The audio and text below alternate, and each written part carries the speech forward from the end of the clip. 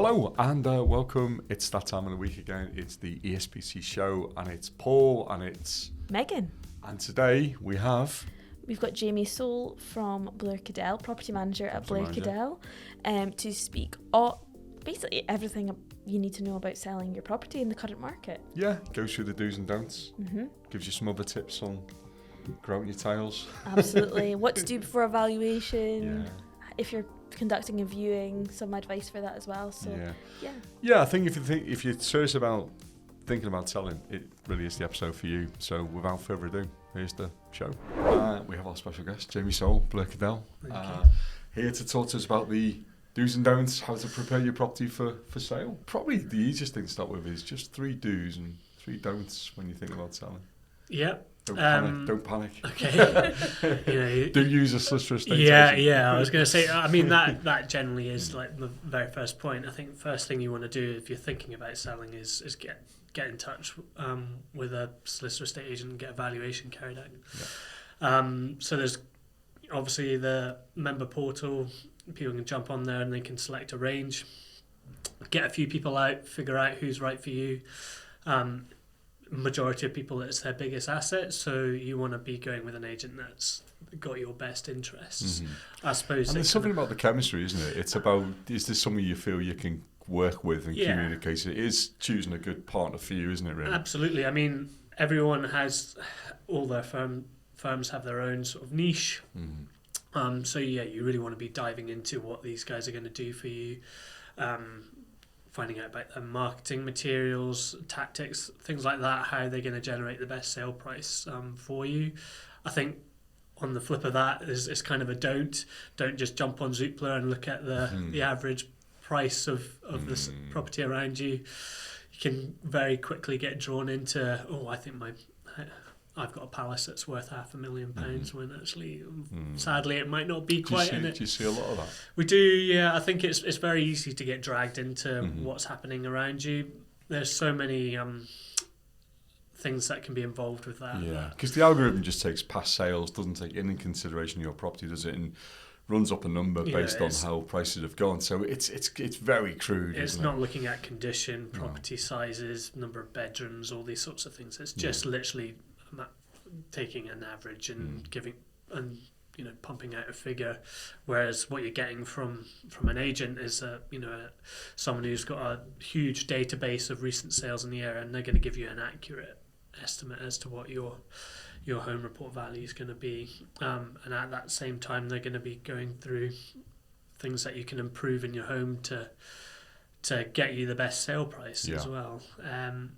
So I think that would probably be my very first thing, is get someone out, get an expert out, and don't hang around, just crack on, because the sooner you get someone in, the sooner you can action any sort of changes that might be worth considering. Yeah, and it might be that I'm sure you see this, Jamie, you go and do evaluation, the client may take a while to decide. It's just going early, isn't it? Yeah.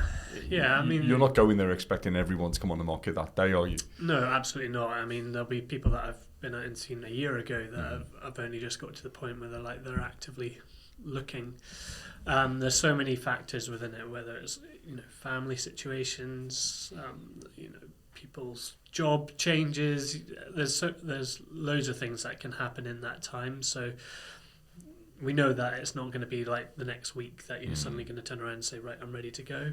It might be. That happens as well. But there's no hard sell. You're not getting the pen out and signing. I'm not. Yeah, exactly. It's it's really a case of getting a feel for all the information of what's going on in the market, but also anything that you could do to your property to enhance a sale. Which is kind of like another point, I think the way the market is at the moment, the properties that are in good condition and sort of don't need much doing to them are the ones that are generating the premiums. So it's very easy to kind of look at a job and think, they'll just leave it from a buyer to sort that out. Well, actually, the way the market is at the moment, I think we would say, obviously depending on costs, but I think we would say, look, I think it's worth actioning this in terms of, touching up paint, painting a flat. You only get one opportunity to sell it, so you want it to present as best as you can on the market. So actually nowadays I would say, I think crack on with that work. Bits in the bathroom. I'm not saying you need to completely strip out a bathroom, but doing things like taking the time to regrout, reseal, fun jobs. It is the I know, noises. but you're right. It makes all the difference, doesn't it? It is. It's those first impressions. It's someone coming in can see that it's been well maintained, and that ultimately that's what you're looking to achieve. If someone moves in and thinks, right, I don't actually need to do too much, but I could do a bathroom in 2 or 3 years, but this is great for now, then ultimately you've done your job. Yeah. Absolutely. And so a question that I think Paul and I might feel like we ask every single week, but just in case you have a different answer. If someone is thinking of moving, should they sell their property first, or should they look for their a place to purchase first? I mean, I'm going to say yes. Obviously, there's caveats that what everyone has different situations, and there's stresses and things that can be involved. But by selling your property first, not only do you know exactly what you've got to work with in terms of budget, you might take yourself into a whole new purchase bracket that you hadn't even considered because you've sold so well. But you're also just putting yourself in a much stronger position to be aggressive with offering, knowing that you can actually progress your purchase sooner rather than later. I mean, the caveats are not everyone will have somewhere to go if they market their property and sell really quickly. They might not want to move into rented accommodation. We know that there's a bit of a challenge around that at the moment. They might not have family locally that they can bunk up with, or they might not get on well with the in-laws sort of thing. But ultimately, you're just going to make it so much easier to progress things quickly and smoothly. We're talking about concluding missives well in advance of a settlement date, rather than getting close and because there's a chain here involved, the stress levels just go through the roof. And unfortunately, the way the market is, misses are getting concluded closer and closer to the date of settlement, even on the day of settlement. I mean, that's not good for anybody. Exactly. When you think about what's involved in terms of movers and all your bills and all these sorts of things that you're trying to organise, it's just going to make it a much less stress-less process. So, if you can, sell first. Obviously, caveat is circumstantial. I mean, the other option is get yourself under offer and negotiate as long a date of entry as you can. That's where the agents come in. And people will wait, won't they? For the right home, people are more than happy. And so long as you're up front and say, look, we haven't got anywhere to go. We will move if we can't find anywhere, but can you give us a long date? People are happy to play the game and know what the market's like. So I think sell first. In short, sell first. No surprises here. No, absolutely not. Okay, so here's another question. We haven't asked this one before, I don't think. Okay. We are, I don't know why I'm looking at my watch to tell me it's October, but we're in October. And people are thinking about selling. Would you be recommending, if they're coming to you in November, would you say get her on the market now, or would you say hold off till January? Yeah, I would say I think it's property dependent and property type dependent, I think. The flat market moves all year round. We don't see as many sort of troughs and things, but I think if you're a house with a garden, typically, family... what I'm already starting to think about, mainly because my wife's Christmas man, but we're already getting into that sort of Christmas shopping mode, and the focus just completely changes. Switches, Also, we're getting darker months and things like that. So the flat market is a different market because you've got, investors, young professionals, first-time buyers that if they see an opportunity, they're going to go for it no matter when. Yeah. So I would argue that flats sell typically pretty well all year round. If it's a house with a garden, we're really looking at young families or upsizes, downsizes, but we want to take advantage of the better light and things like that as well. this year, I was going to say last year because we are still this year, but January got off to a flyer. Yeah, it did, didn't it? Yeah, it was never looked back, did we? This year, it was phenomenal. So the first sort of 4 months of the year were absolutely flying, and I think it's partly people have their Christmas and they go, they can't do another Christmas here. And they get to January, they make their New Year resolutions, and it's kind of right. The focus I felt this year was really driven. I think from a personal perspective, we had our busiest year in a long time. So yeah, I would say that if you're in a house, I'd focus on doing the odd jobs like we sort of just spoke about in terms of the touch-ups, and just getting everything ready so you can enjoy your Christmas in your home, and then you kind of tick the box and then press the button at the start of the year. Got you. Absolutely, I think that's great advice. So if people are listening to this and they're thinking, right, yeah, it's time to move, it's time to find somewhere else, how can they prepare ahead of getting somebody like you, Jamie, in for a valuation? Yeah, I mean, we sort of talked about some of the touch-ups. That is part of our job as well, is to help advising on what you do and don't need to do. Yeah. But I think if there's something that's bugging you, it's probably going to bug us as well. So I wouldn't wait for someone to come out and tell you what you already know the answer to. So yeah, bits of decorating and things like that are worth doing. I think if you're struggling on how you're going to present the property in terms of furnishing and things, that's maybe something worth playing around with, that you can present it in a way that you think looks right for market, and then that's when you can lean on the agents when they come in to sort of say, this is how I've done it. Do you think this looks good?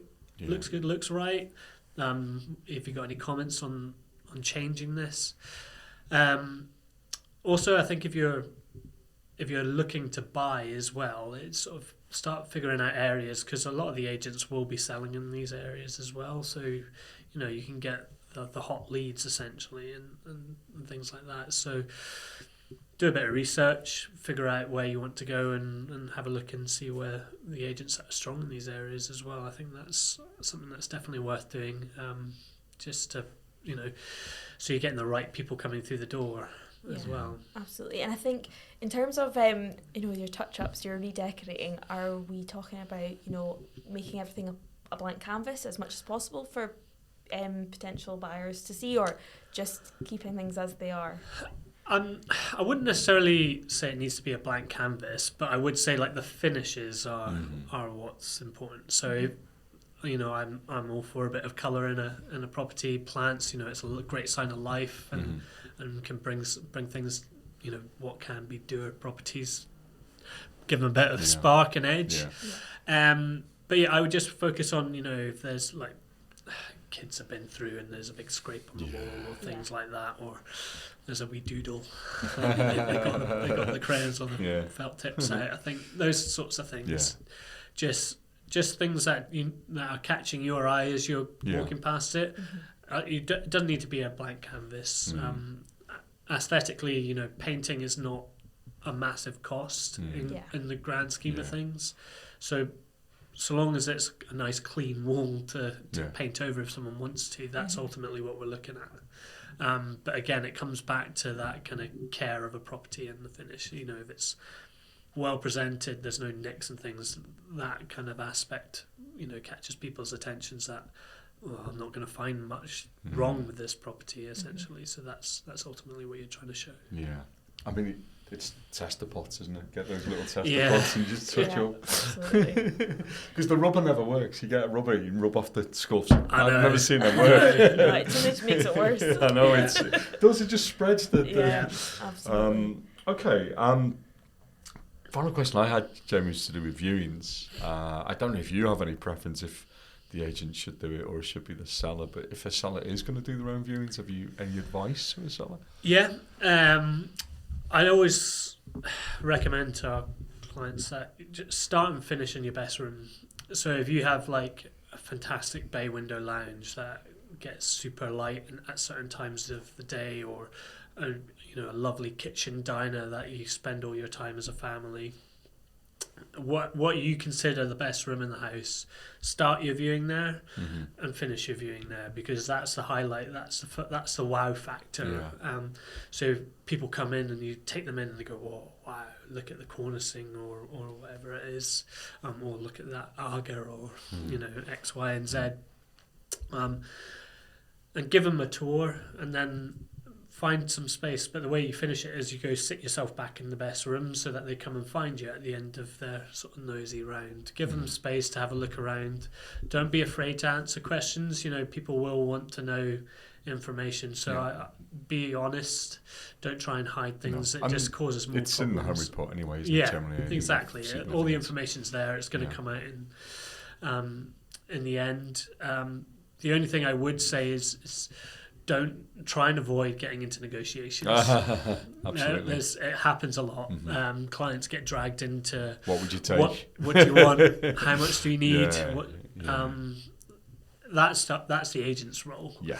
And the wrong word could cost you thousands. Exactly. What you think is a great offer, there might be things behind it that you don't know. So I think always advise, just refer it back to your agent. Just defer back. Because I've seen so many times when people have got wrapped up and they can't go back. They've done the handshake deal or my words, my honour sort of thing, and I don't think I can. And it has cost them. Just try not to get caught up in that. But in terms of the viewings, lighting candles, getting the lights on, especially this time of year, it's going to get a bit gloomier earlier. So overhead lights or side lights, make sure it's a nice bright, and don't really want the smell of cooked food. So things like candles and things like that are all going to help. And if you've got pets, try and get them out of the house whilst people are coming around to look. No tuna mayo. Yeah. Absolutely. Well, that was all of the questions we had. Jamie, I don't know if there's any other piece of advice you want to give to anybody who's considering selling in the next couple of months. Yeah, I think it just kind of referred back to the beginning is don't wait, just get in touch with some agents and start the ball rolling. Market conditions are changing all the time, so there may be opportunities now, or you might get advice that might be better to wait. But if you're unsure, there's no harm in asking someone. It doesn't cost anything. It's no obligation, so you're going to get that kind of free information as such, so why not lean on that? Don't be afraid just to reach out. I think that would be my biggest point. And you might get out and your dream home pops up on the market, and you're then in a position that you can progress an offer. So don't sit on it, just crack on. Brilliant. Jamie, thank you very much indeed. That was really good. Thank you. Appreciate it. Well, there we go. That was Jamie Soul. Time to go and grout my tiles and think if everything was selling. Absolutely. I need to get a bit of a lick of paint around my living room. Hopefully you enjoyed that show. Thanks for watching, and for more information on all our podcasts and all the information we put out there, you can find that on ESPC.com under the news section. And if you enjoyed the show and you want to listen to future episodes or past episodes, please subscribe wherever you're watching or listening to. Like Jamie Soul, yeah, who has it in his headphones when he's out running. Yeah, he's telling us that off mic. Quite touched by that. Yeah. So Jamie, if you're listening, Thank you. hopefully you will be. We would love to hear more as well from any other listeners. Please let us know if you're listening, what you like about the podcast too. You can get in touch at marketing@espc.com. But until next time, see you again. Take care. Bye-bye. Bye.